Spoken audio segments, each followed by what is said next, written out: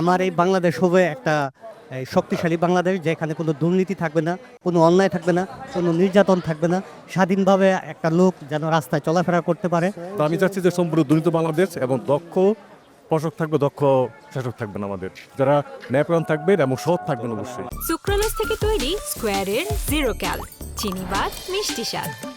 এই নির্বাচনের পরে যারা ক্ষমতায় আসবে এবং যারা নানা রকম অংশীজন হবে, আমাদের চিন্তার জায়গাটা এতটাই শক্ত জায়গায় নেওয়া উচিত যে চিন্তার জায়গাটা সারা বিশ্বের নেতৃত্বের জায়গার মধ্যে আমরা একটা প্রতিযোগিতার মধ্যে নামতে, আমরা যারা দাঁড়াতে পারি এই বুদ্ধিভিত্তিক জগৎটা আমাদের একটা নিজস্ব একটা জগৎ তৈরি হওয়া দরকার। এটা আমি চাইবো।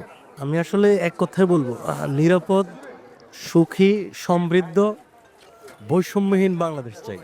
আমরা তরুণদেরকে সুযোগ দিতে চাই, তরুণদের সুযোগ চাই এবং বাংলাদেশের শিক্ষা ব্যবস্থাটাকে উন্নত করতে চাই, যোগাযোগ ব্যবস্থাটাকে আমরা উন্নত করতে চাই, ক্ষুধার্ত মানুষের মুখে আমরা আহার দিতে চাই।